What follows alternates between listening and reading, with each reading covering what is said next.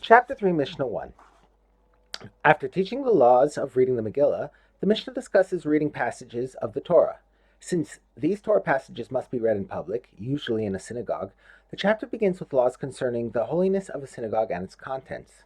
The first Mishnah deals with selling a synagogue or one of its contents. The rule is that whenever such an item is sold, the money may not be used to buy an item of lesser holiness. This is based on the principle we raise levels of holiness and do not lower them. We now turn to the words of the Mishnah. If the people of a town sold their town square, which has holiness somewhat like that of a synagogue because it is used for prayer services on fast days, they may use the money to buy a synagogue, which is holier because it is used for prayer services every day. If they sold the synagogue, they may use the money to buy an ark, which is holier because it houses a Torah scroll.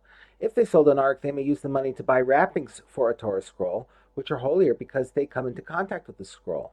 If they sold the wrappings of a Torah scroll, they may use the money to buy books of the prophets, Nevi'im, or writing, Ketuvim. If they sold books of the prophets or writing, they may use the money to buy a Torah scroll. Having taught what the money received from the sale of holy items may be used for, the Mishnah teaches what it may not be used for. But if they sold a Torah scroll, they may not use the money to buy books of the prophets or writings. If they sold books of the prophets or writings, they may not use the money to buy wrappings for a Torah scroll. If they sold the wrappings of a Torah scroll, they may not use the money to buy an ark. If they sold an ark, they may not use the money to buy a synagogue. If they sold their synagogue, they may not use the money to buy a town square. And the law is the same for any leftover money. That is, if money is left over after buying an item of holiness, it also may not be used to buy an item of lesser holiness. The next part of the Mishnah cites a dispute about selling a synagogue. We may not sell a public synagogue to an individual who will use it only to pray there by himself, because we would thus lower it from its previous level of holiness, since prayers of special sanctity, such as Kaddish, may be said only in the presence of at least 10 men, a minyan. These are the words of Rabbi Yehuda. The sages disagree with Rabbi Yehuda.